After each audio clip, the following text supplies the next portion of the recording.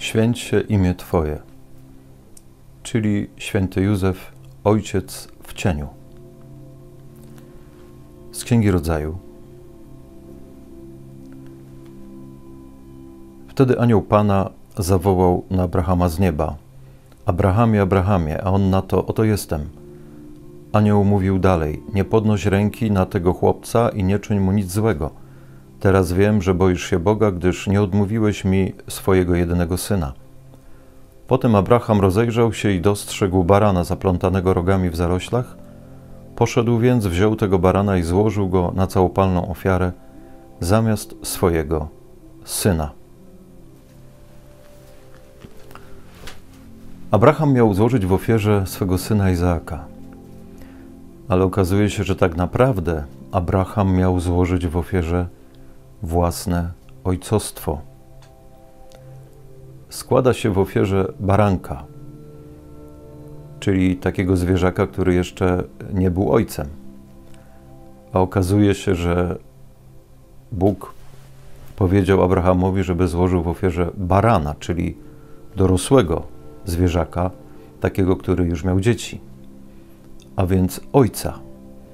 Abraham odkrywa w tym wydarzeniu na górze Moria, że tak bardzo oczekiwał na Izaaka, tak długo tęsknił za nim, że kiedy się pojawił, to po prostu go chciał zawłaszczyć.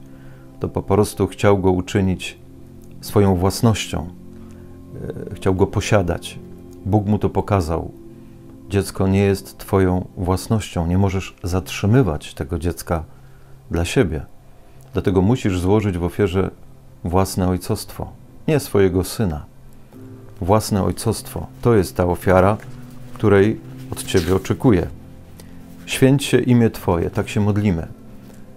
Czyli Bóg nas zaprasza do tego, abyśmy nie zatrzymywali się na sobie, abyśmy nie koncentrowali się na sobie samym, abyśmy nie zniewalali ludzi sobą, ale byśmy czynili ich zdolnymi do wyboru, do walki, do wyzwań. Papież Franciszek w dokumencie Patris Corde mówi, że Józefa nazywamy przeczystym, ale nie chodzi tutaj o tylko emocjonalny wymiar, seksualny. Chodzi przede wszystkim o to, że on był tak czysty, że nic nie posiadał w każdym wymiarze. Nie chciał mieć nic dla siebie, był wolny w posiadaniu. I o to chodzi w prawdziwym ojcostwie. Chodzi o to, żebyśmy nie chcieli nikogo posiadać. Miłość czysta jest miłością wolną, nie chce nikogo posiadać. To dlatego powracający syn marnotrawny, pamiętamy, otrzymał od ojca sandały. Ojciec mu powiedział: pobłądziłeś, wróciłeś, ale tak cię kocham, że znowu możesz odejść. Otrzymujesz sandały, jesteś wolny. Prawdziwa miłość w taki sposób kocha, że godzi się na to, że nawet odejdziemy. Taki był święty Józef. Miłość, która chce posiadać, staje się niebezpieczna. I czasem są tacy ojcowie, czasem są takie matki. Tacy nieraz jesteśmy sami, że chcielibyśmy ludzi posiadać, mieć na własność, nimi sterować, manipulować, reżyserować ich życie. Tymczasem papież mówi takie piękne słowa, że logika miłości to logika wolności. Nie stawiać siebie w centrum.